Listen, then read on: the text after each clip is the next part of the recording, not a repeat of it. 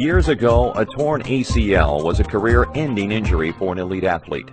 With advances in technology, surgical procedures, and rehabilitation, however, an elite athlete now has an excellent chance of returning to high-quality sports participation.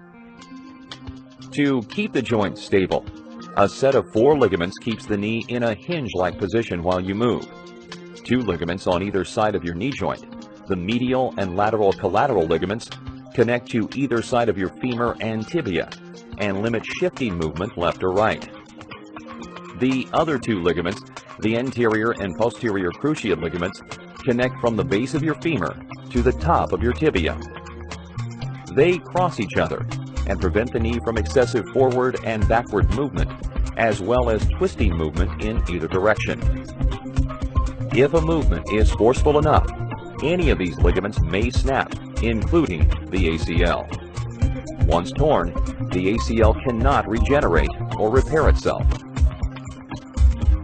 The ACL reconstruction operation is now typically a 1-hour outpatient procedure, performed successfully more than one way. We'll examine one of the more common methods used in ACL reconstruction. The entire surgery is completed through just a few tiny incisions. One is made for the insertion of a tiny camera and to deliver fluid to establish a clear view of your joint. 1 or 2 additional incisions are made on either side of your kneecap to give the surgeon access to your joint. 1 very small incision is made to anchor the new grafted ACL in place. To start the procedure, the surgeon will insert a probe to inspect the damaged joint. A small motorized shaver will then be used to remove the damaged ACL and prepare the area for the new one. In every case, a surgeon will also inspect the entire joint to determine whether there is additional damage warranting other repairs. Then, the surgeon will use a device called a retro-flip cutter to create a tunnel through the femur and into the knee joint.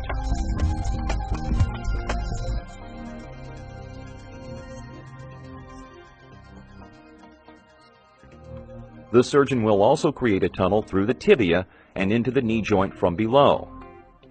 These 2 tunnels become the source of the anchor points for the ACL graft. In most cases, the surgeon will harvest a portion of your own hamstring tendon to use as the graft. Using your own tissue reduces the likelihood of your ACL rupturing again, and is a reason some surgeons decide not to use a tendon harvested from a cadaver. A surgeon will harvest more hamstring than needed to avoid the challenge of not harvesting enough. To the patient's benefit, hamstring tendons consistently regenerate over time as well. Your surgeon will prepare the harvested hamstring and pull it through the upper hole and into the lower hole just taut enough to mimic your original ACL. A small grappling hook will anchor the upper end of the graft, and a screw will stabilize the lower end. The screw is usually bioabsorbable, meaning your body will incorporate it into the bone over time. The graft from your hamstring tendon will act as a scaffold upon which a new ACL will grow. Over time, the hamstring graft undergoes changes and is strengthened, leaving a strong, viable ACL.